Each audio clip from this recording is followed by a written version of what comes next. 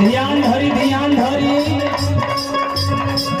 ये लेके हाथा में है जा भैया हो फैशन बदलत पर जरा जमाना का करी आप लोग देखो के लिए कि मेरे चार जाने ले लो फैशन बदल के हम फैशन बदलत रही हो हमारे मन का दिल कब हम चढ़ जाए कि अपने मलकिनियन के संग में हम रही मर कैसे फैशन बदली हम बताओ तो अरे खरी खरी खरी खरी हरा भागे तो पियोरे दिया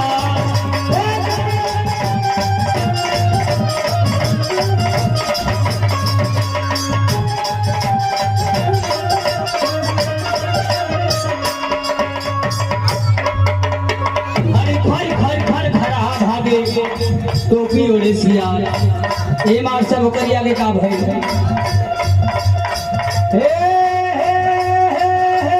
अरे सारा गहना लोमड़ पहिरे ये जुग में सारा गहना लोमड़ पहिरे थियो अरे सारा गहना लोमड़ पहिरे टिकुली साटे बिला फैशन बदल देवा रोजाना ए जमाना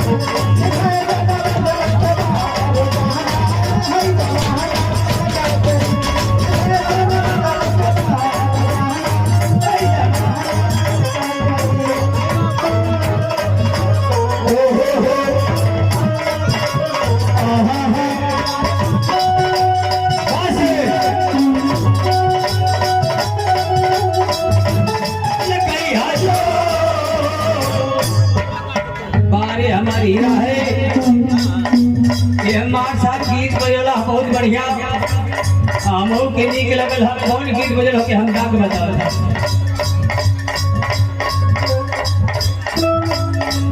लाले लाले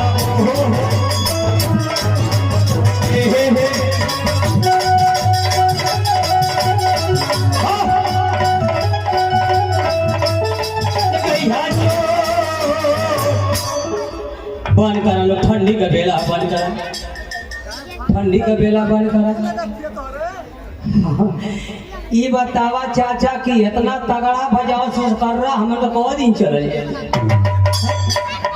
आई चार गईली है सब डीजे पर गईली है सब कुछ और गौली है सब आ तुरंत फेंच के छोड़ के भाग गईली है तो वो रोज नाचे वाली है सामने अकेले कितना संभाली नान के हम अच्छा हम बोलावत है हाँ बोलाई घबराई मोती आरतिया भर आप लोग के मजे मिली हाँ घबराई मत तो भैया हो हम ही कहना देखिए आप लोग तो गाना सुनली एक से एक गीत सुनली है आप लोग अब भोजपुरी भी एक से एक सुनली हो आजकल का ऐसा फिल्म निकल गई ऐसा फिल्मा हो गए कि दुनिया परेशान हम परेशान आप लोग सिनेमा के लिए गीत है वो सुनलिए कि गौली हंसो कि हम अरे नया नया ड्राइवर घर नवा धई धई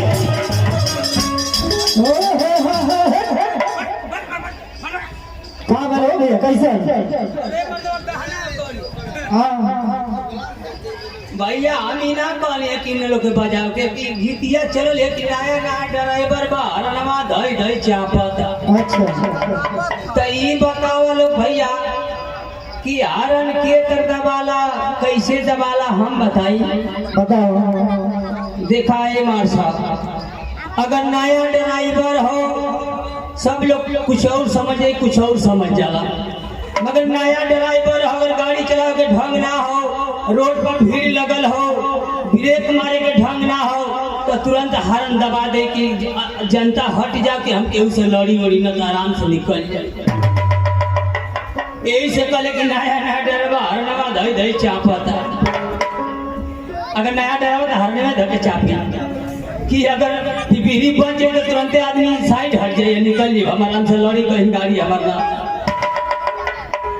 आप लोग से कहा बताए युग जमाना बड़ी गलत हो बड़ी खराब हो यही तरह हम आप लोग से कहते हैं कि यही तरह हमारे गुरु जी राना के को पति है ना केहू का बात ना माने वो अपने आगे जो तो ना करे कहे कि हम ही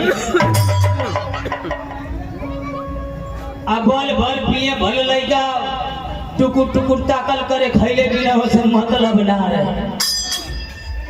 अपने 500 कमैला और 300 अपने खा गला और 100 रुपये का चन्ना खा गला। एक दिन भेटा गई कोपागंज कनी है गुरुजी है गुरुजी सुना।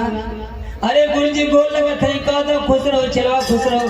कहली करे गुरुजी आजकल का युग जमाना देखते अब कम से कम पियल छोड़ दा। आ पियल छोड़ देबा तो जिंदगी सवर जाई। आ पहले भैया मिलत ला 50 का अब मिलत है 55 का। गिलसियों का मन की पैसा छोड़ा गया। अगर 50 का लेता ला तो गिलास भी हो जात रहा। या 55 के लेता हुआ तो 5 का गिलसियों का दिन में पानियों का चाहिए 60 हो जाते। कहले की गुरुजी पियल छोड़ दा। कहला है चला है ई बात कहले तो कहिए मत हमरी काहे गुरुजी। कहले की जान थे पियले में 3 गो फायदा है। हम कल की ददी कौन फायदा। हम तो जानते कि पियले में दुनिया खराब हो जाले घर उजड़ जाला पियले में 3 गो फायदा है। कहले गुरुजी ई बतावा कैसन फायदा। कहला कि देख चलवा अगर तू पी लेबे तो खुद कुत्ता हो जेबे तो कुत्ता ना काटा। हम कहेंगे सही ये कहता अगर पी लेला आदमी भैया तो कुत्ता जिंदगी में ना काटी। ये को फायदा तब भेटा गया। कहली गुरुजी दूसरा फायदा का हो। कहला कि चलवा दूसरा फायदा कि अगर फूल बेच के पी जेबे तो तोरी घर में चोरी ना हो। यो बात सही है कि अगर फूल बेच के पी जेबा तो माटी का थोड़े चोरी हुई। यो फायदा भेटा गया। कहली तीसरा गुरुजी का फायदा हो। कहला तीसरा फायदा ये है कि तू पी लेबे तो तोके बुढ़ौती ना होके दे तोके जवानीए में हच दे ले। कहली कैसे।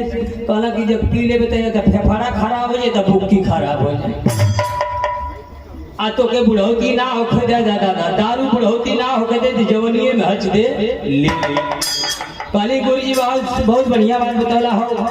एक नंबर का बात बताला गुरुजी हम पियल अब शुरू कर देंगे। कहला कि चलो हम भी मंदिर गई मगर एगो देखा एगो मेहरारू अपने मर्दे के सोचत है कि हमार मर्द सुधर जाओ पियल छोड़ जा कि जिंदगी संवर जा हमारो संवर जा हमार बाल बच्चा गेदी गेदा हो अपन भैया पिए। जब मर्द ना सुने तो कौन मेहरारू कौन गीत थे कैसे सुधारे खातिर समाज में कैसे है कैसे रहते मार सब है इतना बड़ा घुट कर ले बा वाह अब भाई दुल्हन भाई मार साहब कैसे दुल्हन बा आए है तो बिजली कहाँ गिरी। तोरी दादा की ने कहीं नहीं गिरी। दो गला बुझत ना कि हम कहाँ रहे वाले कहाँ तू बोलत हवे। तोरी घरे माई बोल बेटी नहीं करे। ई मेहरानी देखी नहीं अपने मर्दे के कहती थे बोलूंगा ये परदेसी तनी हमारी बात मान ले। तो कहत कि का बात हो हम तोर बात मानब ना। तब वो कहत कैसे समाज में मारता है। अरे इतना शराब पियबा ओहो मेहरुआ कहत हे बोलूंगा ये परदेसी सुना हमार भतार हवा हमार राजा हवा करेजा हवा। अरे इतना शराब पियबा अरे बोला राजा को दिली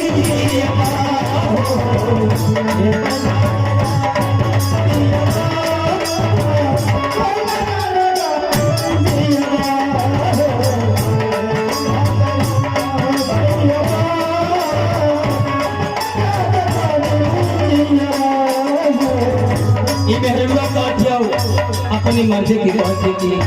अरे और बात सुन ली अगर आप लोग के लगे अगर बात समझो तो चीज के माने की हकीकत का है।